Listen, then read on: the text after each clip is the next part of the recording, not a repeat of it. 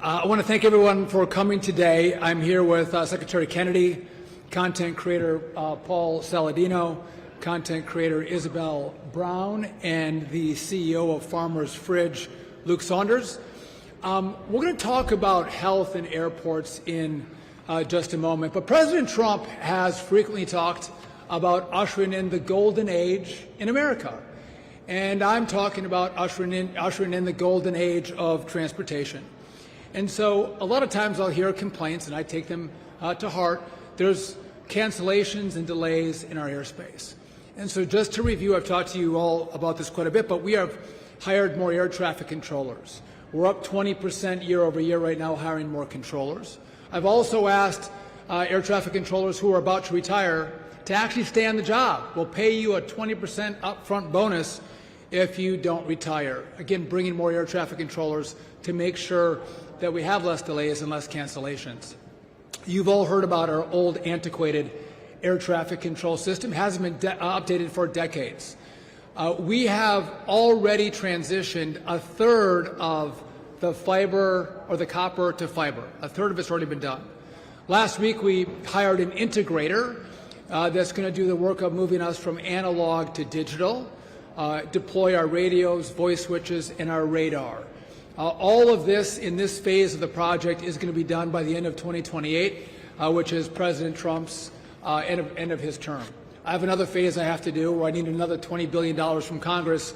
Hopefully that's going to come in short order. I also announced a civility campaign, asking people to bring their better angels, their kindness, and their grace when they come to the airport. It can be stressful. There's things that happen that we can't predict. And if we all bring that better side of our personalities, the experience is going to be so much better. As we come into the Christmas season, as the guy who had 9 kids, I know when you travel with kids, you can't always predict how they're going to behave. And sometimes when you take off or you land, your kids can become upset. And I would just note that parents, when we travel this Christmas season, who are going home to see families, they're doing their best to make sure they're comforting their kids who might be upset. I would just say let's offer those parents who are doing the best they can a little bit of grace if you have one of those upset children on your airplane. I know the parents would appreciate that. But as I've asked, what can Americans do as they travel to make the experience better? The response has been, well, what are you going to do to make the experience better for us? And that's what we're here to announce today. So I'm announcing at DOT that we have $1 billion in funding for grant programs to make the experience better in airports. And it's pretty wide open on what airports want to ask for a grant. But it might be, I want to expand the play areas for kids. I want additional nursing pods for nursing mothers. Maybe I want a workout area where people might get some blood flow and doing some pull-ups or some step-ups in the airport. But it could be any range of things. Maybe you want to work, I know this is TSA, but we're going to help on this as well. Maybe you want to have a different lane for families to get through TSA. How can we make the experience better as you come through an airport? $1 billion is going to go to that. But in addition, people have said, well, what are the airlines going to do to make the experience better? So today I reached out to a majority of the CEOs of our major airlines. And I said, you know, what can you do, airlines, to make the experience better for the traveling public?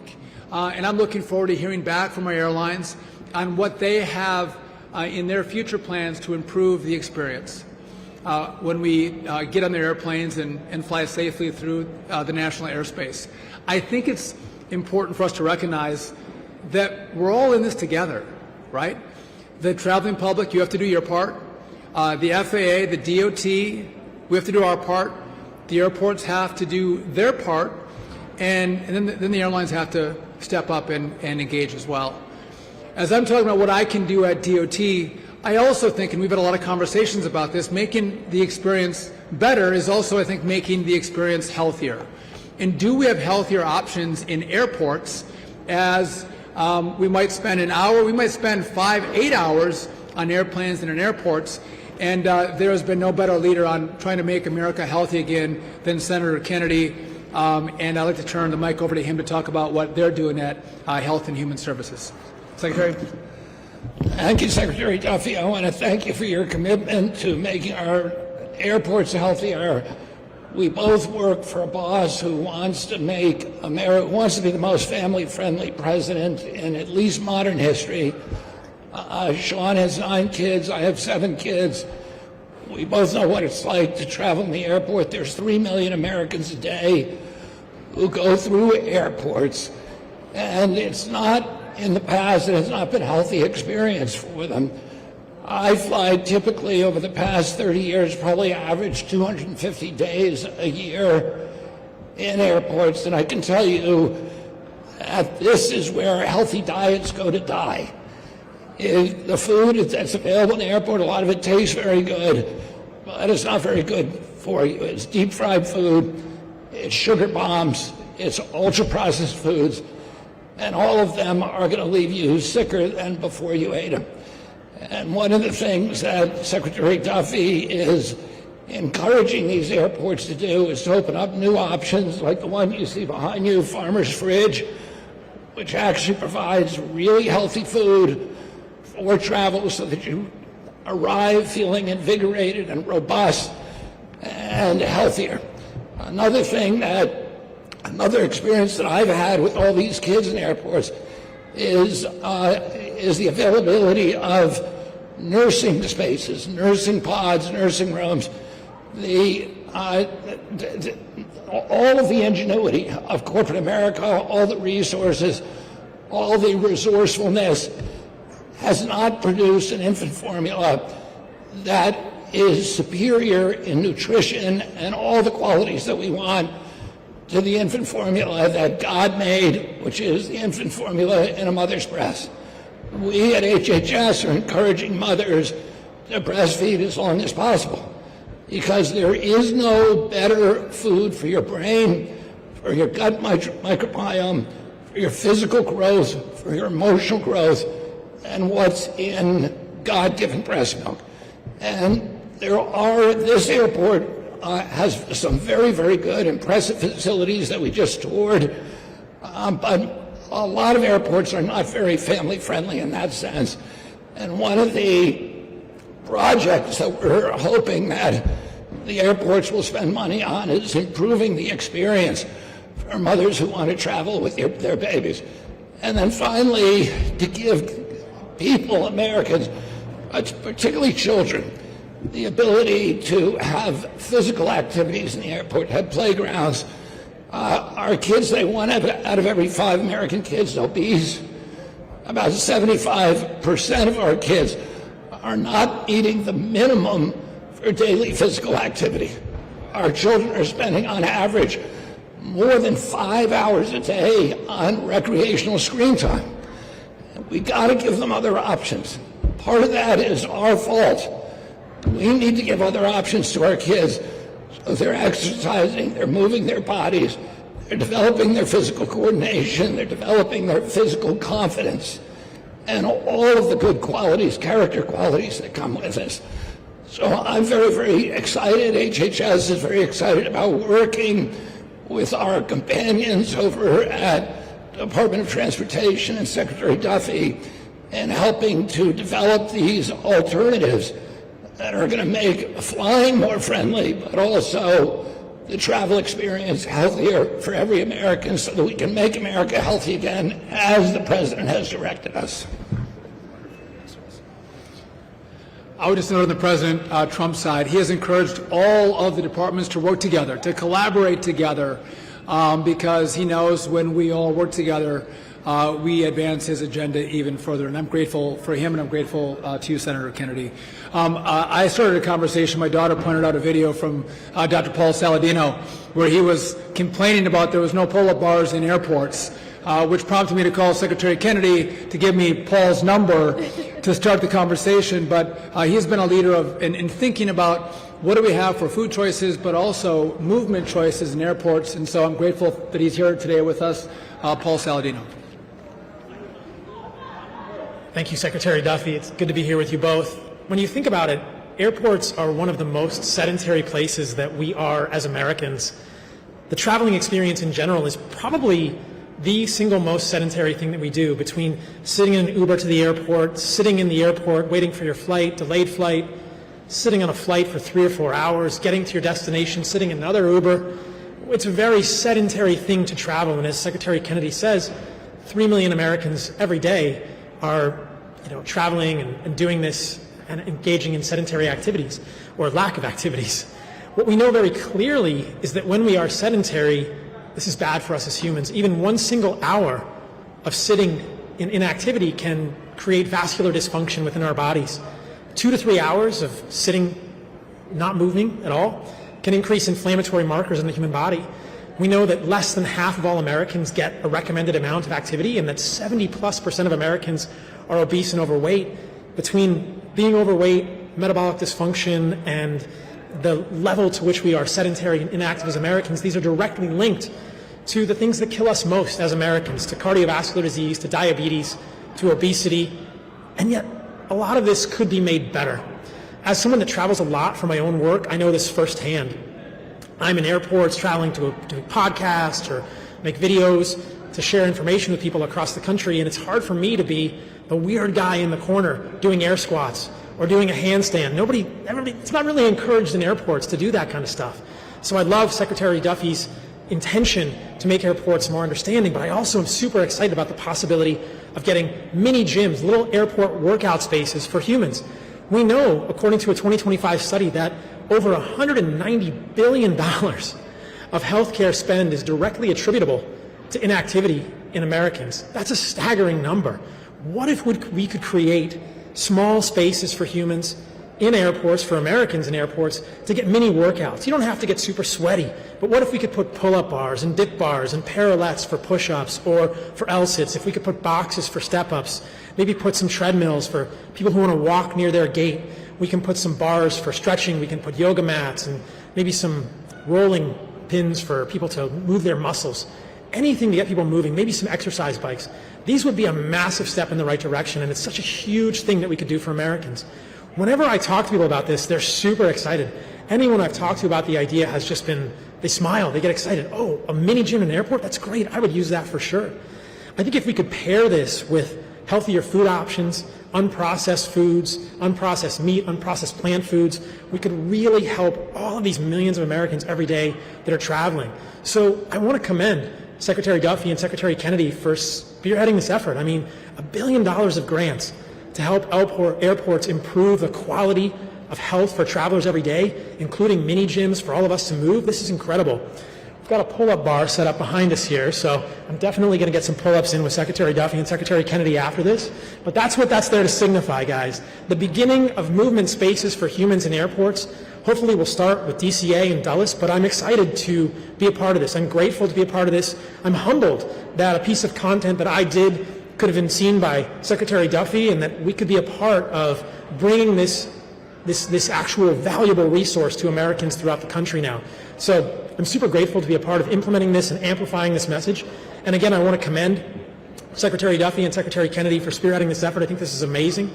Modern life is not set up for us to be healthy as humans, but let's keep making small steps in that direction so that we can all become healthier, and then that directly leads to us being happier, more gracious, and more caring with everyone around us. So I'm super excited to be a part of this effort. Thank you both for this opportunity. Thank you, guys. So I hear my wife talk a lot about, again, she traveled all throughout having our 9 kids, and she would always complain about the lack of facilities when she wanted to nurse. And it's maybe a little odd for 3 guys to talk about nursing and options for nursing.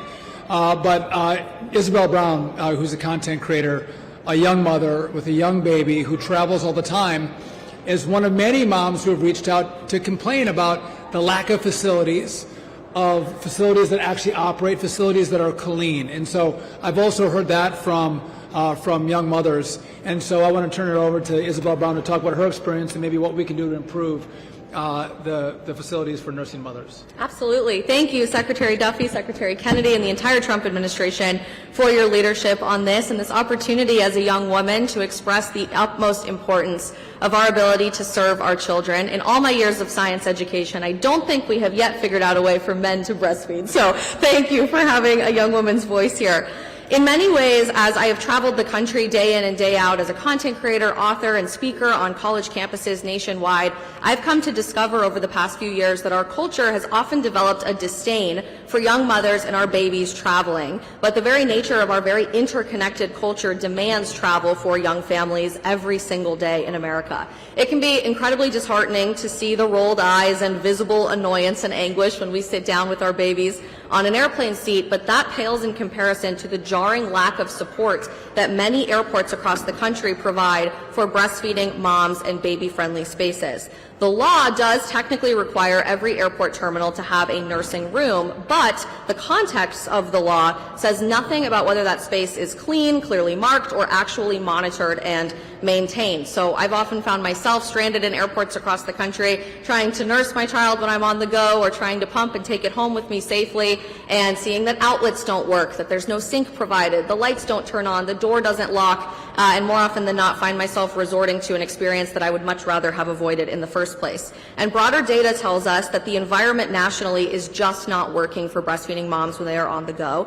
A national survey from this year of more than 3,000 breastfeeding moms found that 55% of us do not feel supported in public places across our country like airports, and 81% have resorted to pumping or feeding in their car. Myself and many of my friends have, as a result, found ourselves feeding our babies or trying to pump while sitting uncomfortably in a noisy, messy bathroom stall. When moms feel uncomfortable in airports, we're not just imagining it, it's the infrastructure that is still patchy, it's inconsistent, and it's not designed with real families in mind. This leadership that we're seeing from Secretary Duffy, Secretary Kennedy, and of course President Trump speaks volumes about our desire to revive the American family today and encourage young women to embrace the beauty of motherhood. I find no coincidence that as our public spaces often fail to accommodate for young moms and our beautiful children day in and day out, we're often seeing the lowest fertility rates that we've ever seen in the last few years in American history. As we work to rebuild a culture that supports the entire parenting experience and encouraging young people to embrace the single most important vocation we possibly can experience in bringing new life into this world, we also must embrace this sacred responsibility to help moms feed our babies. I'm so excited about this Make Travel Family Friendly Again initiative and the leadership that we're seeing from Secretary Duffy, Secretary Kennedy, and President Trump in just that, and can't wait to see the American family continue to thrive. Thank you. Thank you. I was talking to one of the staffers at the White House late last week about this initiative. She was wildly excited because she said, you don't know how many nursing pods they've gone into where they're dirty and the electricity doesn't work. And if you could give us more, but also make sure they're maintained, as Isabel just mentioned, so important. We've also talked about making sure we have healthy options here and on-the-go healthy options. One of those is Farmer's Fridge, a healthier option for you if you have to grab food as you're switching between flights or you're coming a little later to the airport. Shame on you if you are coming late to the airport, but if you do come late to the airport and you have to grab something quick, Farmer's Fridge gives you a healthier option than maybe some others in the airport. I'm pleased to have Luke Saunders, who is the CEO of Farmer's Fridge, to talk a little bit about what he's doing and the health options he offers to America. Thank you very much, Secretary Duffy and Secretary Kennedy. I'm Luke Saunders, the founder and CEO of Farmer's Fridge. I started the company 12 years ago because I was a frequent traveler. I was a traveling salesman on the road every single week, and I could not find healthy food options on the go. So I made it my mission to make fresh, healthy food as accessible as a candy bar. We started in a shared kitchen, a couple locations. Now we have over 2,000 fridge locations across the country. We partner with a lot of retailers. But we service over 30 airports in the United States. So I just can't say how much I appreciate you guys drawing attention to the need for more healthy food options in the airport, especially fresh, unprocessed food. We still do everything like we did on day one. We get whole fruits and vegetables in, chop them up, cook them, mix them, and bring you Farmer's Fridge 7 days a week, especially at the airport. So thank you guys for your support. All right, so we are willing to take a few questions from the press. If you have any, just some ground rules. I'll take your questions, or for anyone here, as long as it's on the topic that we're discussing, what we're doing for travel, for airports, for healthier foods.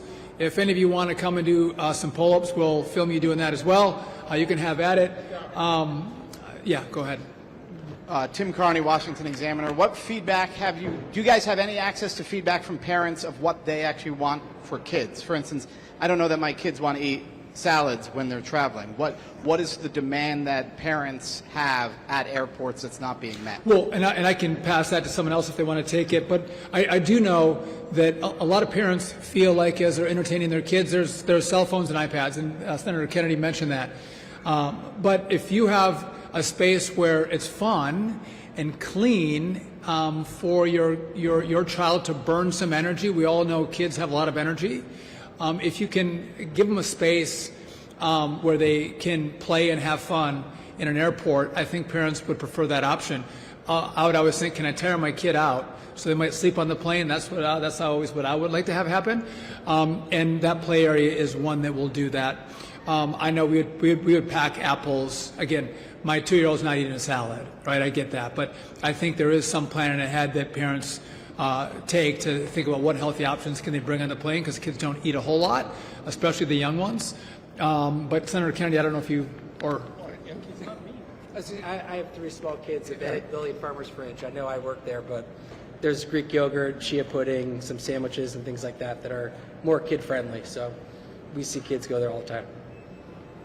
And Paul says they can eat beef sticks, eat a little meat, right, Paul? No, I mean, I don't think I've ever seen a child that doesn't like to eat meat. You know, you give a child little pieces of steak, my niece, my nephew, they just eat it up. So you give a kid high-quality meat, they're going to love it. With a little bit of fruit, that's easy. Literally. Okay. What do you got?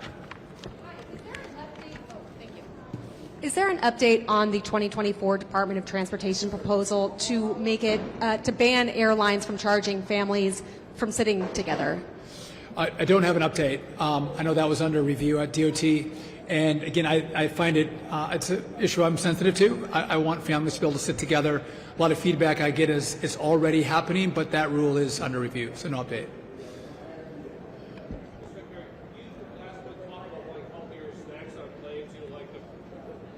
Dave Shepardson from Reuters. You talked about, like the salty pretzels and the calorie-laden cookies.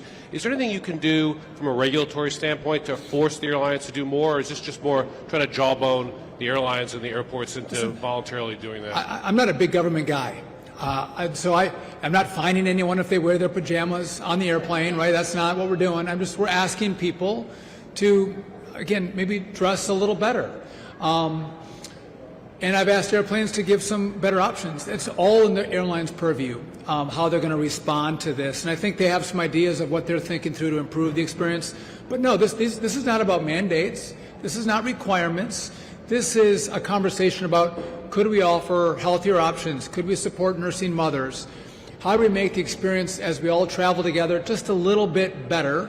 That's the conversation we're having. But I'm not cramming this down anyone's throat at all. Yeah.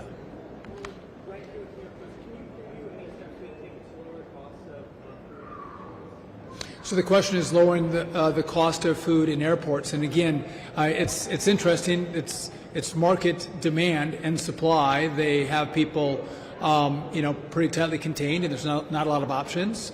And so I don't have a plan to reduce costs. What I am trying to do is provide healthier options for people. And again, who doesn't love a greasy burger at the airport? I know I do. Sometimes you're grabbing, chips. But are there options when you want that healthy choice that you can have access to? Because whenever I make those bad choices, I always feel like garbage when I get on the plane. Letting people have a better option, I think, is what we're focusing on here. Sarah Plasso, CBS News. Hey, Sarah. 2 quick questions, if I can. One is, do you have any kind of timeline that you're looking at for things such as the family lanes and such like that? And if I can squeeze in, as we head into the holiday season, airport, the experience at airports, what are you expecting? Any concerns? Yeah, so we're sending the notice of funding opportunity out right now. And by the way, this is wide open for airports. What do you want to send us to incent us to give you part of this $1 billion? And I've mentioned a few things here, but there's other options that I might not have thought about that airports might present to us that we'll go for. Again, we're going to start to see those ideas come in. And by the way, anyone who's watching this, if you want to reach out to your airport authority and encourage them to participate in this money, please do that. Get your airports to partake. And again, it's going to be a busy season, right? Americans are traveling more than ever. We're beyond the COVID era. We're back at making historic levels of air travel, and especially during holiday seasons. And that's why during those times when we have more people together, and again, we're usually in a pretty good mood, we're in a celebratory mood, we're usually in a generous mood, but we do, when we come together, have to bring our best selves to the airport. And if more of us do that, I think we'll all have a better experience together. It's somewhat communal, right? We're all traveling together and being kind. I always think, and I've mentioned this before, but you know, if I have an older person coming down the aisle and having a hard time lifting their bag up in the overhead bin, well, maybe you can help them out. This is my wife. I love her to death, but she seems to pack really as much stuff into her suitcase as possible, and it's really heavy. Maybe help, you know, if you see someone who's having a hard time, help them out. I think if we do that for each other, I just think the experience is better for the people we travel with, but I think we feel better when we help. We had one more question, yeah.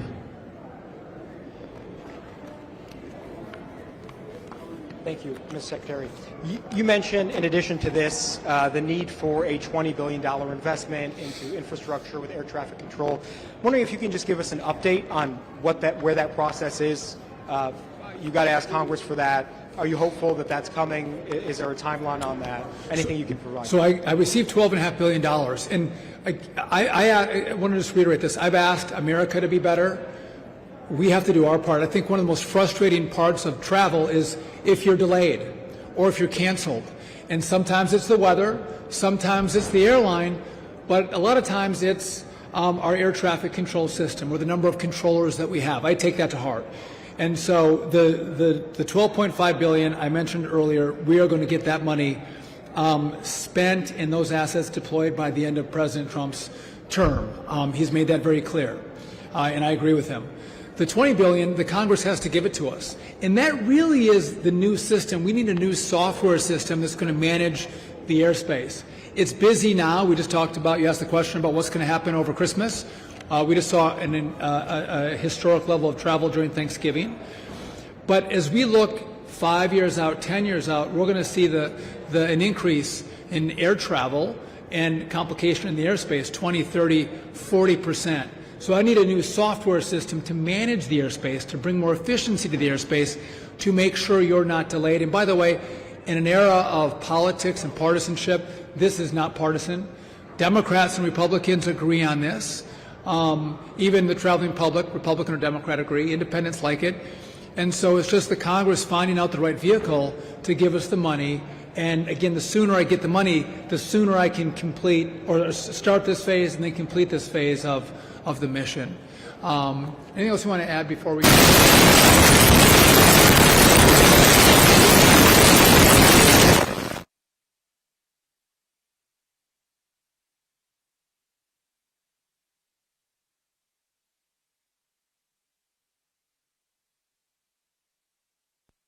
May have that we can improve the experience.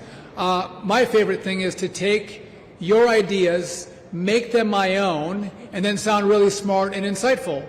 And then you get the benefit of getting your idea implemented into a policy. And so I do think the public feedback has been remarkable for us. And we take it, we listen to it, and we have pure hearts trying to make your experience better in airports. It doesn't happen overnight. I can't fix it immediately, but you're going to see progressive improvement as you travel because of the hard work and effort that we're putting into making America great again, making travel great again, accomplishing the vision that President Trump had for travel and for this country. God bless and thank you all very much. Merry Christmas. By the way, now Bobby and Paul are going to do pull-ups if you want to watch this. I might do a couple.